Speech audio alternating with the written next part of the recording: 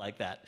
Um, the states are now engaged in a wave of layoffs that are canceling out any private job creation. We've now just seen this for a couple months in a row, which the administration tries to explain away as bumps in the road. And the Republicans, I think quite fairly, ran a commercial that had person after person saying, "I'm not a bump."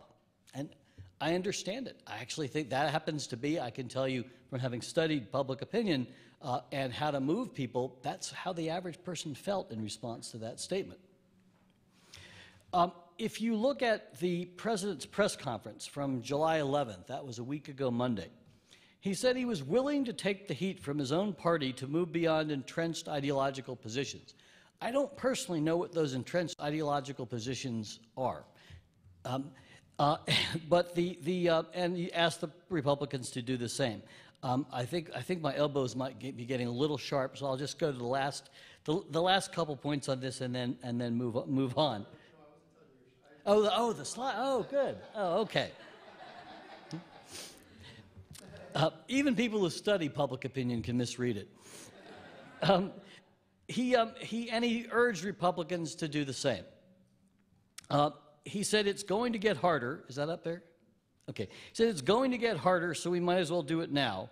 Pull off the Band-Aid and eat our peas. What he didn't mention is that both he and the Democrats and the Republicans are proposing eliminating Band-Aids for people who don't have them and eliminating their peas. So it's a little bit hard to pull off that Band-Aid when you can't buy it anymore, because as last I noticed, Medicaid was kind of useful for that, as is the Children's Health Program.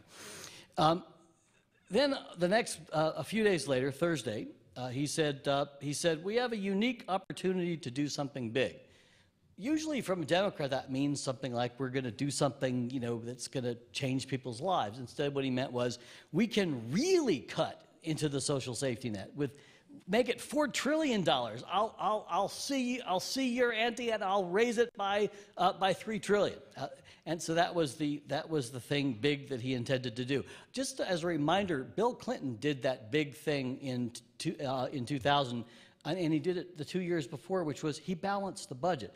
And we have a very short history that we had a balanced budget for 2 or 3 years, and we then had 8 years of just wild deficit spending that everyone seems to have forgotten occurred in the meantime, except once the new administration got in power, the other side started screaming, "You're deficit spending," and they didn't think maybe we should answer that charge. Anyway, that's, by the way, not good messaging. And that part of what I'm doing here is I'm illustrating very, very bad messaging, and I'm about to move into how you could do things differently. Then we get Tim Geithner on Meet the Press on what crashed the economy. And he says this: just think of it this way. This was 10 days ago. This was a crisis caused in part because Americans borrowed too much. Banks took on too much risk. We built too many homes, more than we could afford. We were living beyond our means for a long period of time, and part of what makes this so hard, part of what makes the recovery slower is because people are going back to living within their means. Now, I don't know how many of you read that comment and read into it what I read into it, but as I recall, the economy was crashed by a bunch of Wall Street bankers who did things that were fraudulent that the Justice Department has chosen not to investigate. That's actually what caused the crash. What caused the crash was not, in fact, poor, parentheses, black and brown people who were buying homes that were too big for them, parentheses, they were uppity. That's not actually what crashed the economy. This is, in fact, the story that is now believed by 40% of Americans, and it's now being echoed by what was supposed to be the party that represents those people, which is a kind of unusual state of affairs. Now, finally, outside the Beltway, is this where Americans are? And then I'll get to the more uplifting part of my presentation. You couldn't be farther than the Democrats and the Republicans in Washington from where the heart or the heartland of America is. And I'm making that assertion now. I'm going to show you the data in a minute.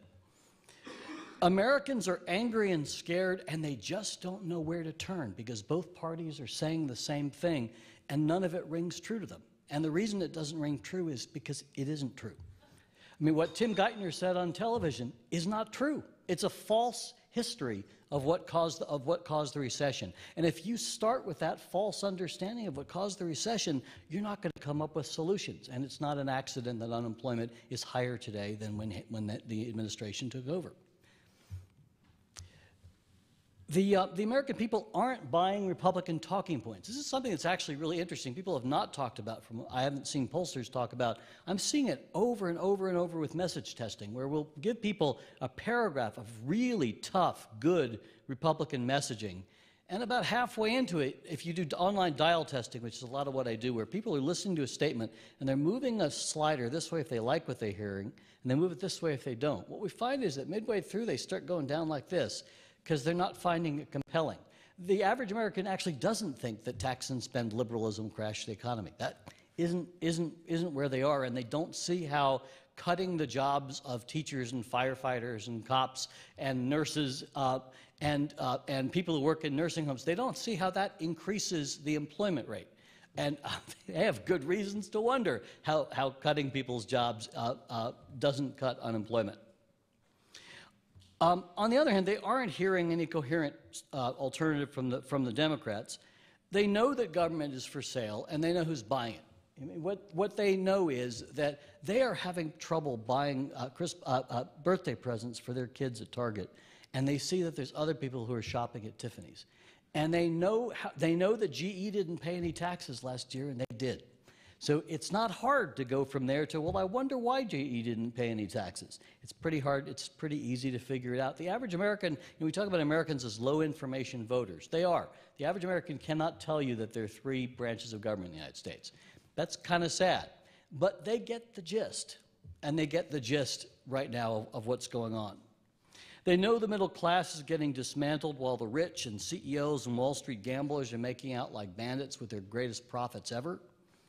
They see their elected officials focusing on everything but what they care about most: jobs, economic security for working families, and hope. Despite Beltway wisdom, jobs and restoring the American dream trump deficits by 30 to 50 or 60 points when you give people the option of choosing between those things. And let me give you some examples, and I'm going to give you some examples from some work we just finished with first focused on Medicaid and on children's health. And show you just how much they trump them by. So here are some, you want to talk to, quote unquote, the center, who our politicians think they're speaking to. By the way, people in the center, what they respond to is not people who talk to the center. People in the center respond to people who speak genuinely about what they believe will solve our problems. The average American in the center listened to FDR even though he was far to their left. The average American listened to Ronald Reagan even though he was far to their right. But both of them spoke with a kind of conviction. Both of them said, I want you to follow me because this is what I believe to be true, and if you'll follow me, things will get better. That's what they said. And people believed them, and they were willing to follow them. So here are some examples. All of these, by the way, beat a tough deficit-cutting message by 40 to 50 points. I want to see the words "Made in America" again. It's time we started expanding opportunity and stopped shrinking the middle class. It's time America worked again for people who work for a living. It's time our major import was something other than oil and our major export was something other than American jobs. The best way to reduce the deficit is to put Americans back to work. That actually happens to be really good economics. It's the one piece of good economics we haven't heard about deficit reduction. 15 million people are paying taxes instead of getting benefits of some sort. Ding, ding, ding, of some sort. Ding, ding, ding. That actually reduces the deficit. Most of us don't expect to be rich or famous, but we do expect a living wage and good American benefits for a hard day.